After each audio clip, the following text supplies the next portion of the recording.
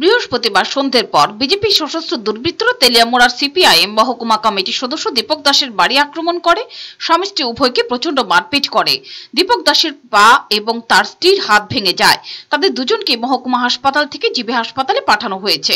বিজেপির দুর্বৃত্তরা পার্টির তেলিয়ামুড়া লোকাল কমিটির সদস্য টুটন দেবের বাড়িতেও হামলা করে এবং ব্যাপক ভাঙচুর চালায়। লোকাল কমিটির সম্পাদক সুবীর সেনের বাড়ি আক্রমণের চেষ্টা করে। পুরো উপনির্বাচনে বামফ্রন্ট যাতে প্রার্থী দিতে না পারে তার জন্য ব্যাপক ভীতি এবং আতঙ্ক সৃষ্টির লক্ষ্যে এই আক্রমণ সংগঠিত করা হয়েছে। জিরানিয়ায় এসডিএম অফিসের অভ্যন্তরে সিপিআইএম এর একজন মহিলা প্রার্থীকে তফসিলি জাতির শংসাপত্র সংগ্রহে বাধা দেওয়া হয়েছে। সিপিএম রাজ্য সম্পাদক মণ্ডলী এই সমস্ত হিংস্র আক্রমণ এবং সন্ত্রাসের তীব্র প্রতিবাদ করছে। আক্রমণে জড়িত দুর্বৃত্তদের অবিলম্বে গ্রেফতার এবং কঠোর শাস্তির দাবি করেছে। ভয়মুক্ত পরিবেশ সৃষ্টির জন্য রাজ্য নির্বাচন কমিশন এবং আরক্ষা কর্তৃপক্ষের দৃষ্টি আকর্ষণ করছে। এক বিবৃতিতে এ খবর জানানো হয়েছে।